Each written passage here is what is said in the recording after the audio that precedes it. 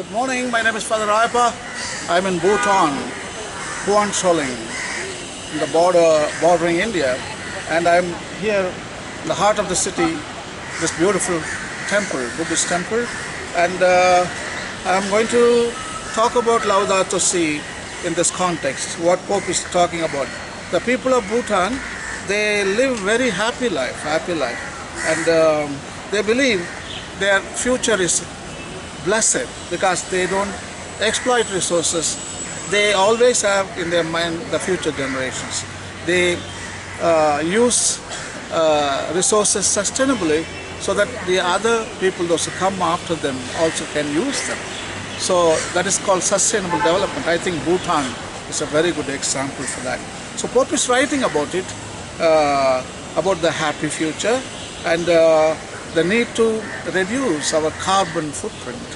He's talking in Laudato Si in the paragraph number 113. I'm going to read it for you. Please listen carefully. Pope Francis in Laudato Si under the paragraph number 113 writes as follows. There is also the fact that people no longer seem to believe in a happy future. They no longer have blind trust in a better tomorrow based on the present state of the world and our technical abilities. There is a growing awareness that scientific and technological progress cannot be equated with the progress of humanity and history. A growing sense that the way to a better future lies elsewhere.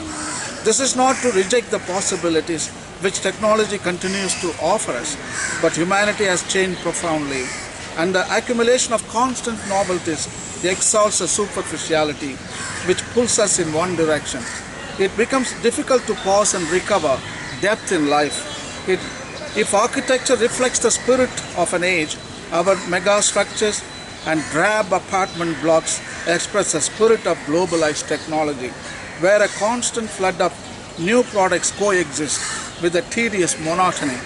Let us refuse to resign ourselves to this and continue to wonder about the purpose and meaning of everything. Otherwise, we would simply legitimate the present situation and need new forms of escapism to help us endure the emptiness. Wow! Other countries, they show importance to technology and consumption, and they think technology is the essence of life. That is a delusion. That's what Pope says in the encyclical. So Bhutan people, they live with the environment. They don't have too much of technology. They have nature and environment, and they enjoy happiness, peace and joy. And they don't value GDP as other countries, their neighbors India and China do. They talk about GDP 9%, 10%, 11%, but Bhutan talks only about happiness. Their gross domestic product is happiness and peace and joy, nothing else. Not in monetary terms, it is an integral human development. That is what Pope is writing in Laudato Si in the paragraph number 113. And I am in Bhutan. It's a beautiful country. It's a paradise on earth. It is a role model for the rest of the world. 200 countries should have humility and simplicity to learn from this sustainable country on the face of the earth. And thank you. God bless. Laudato Si, please.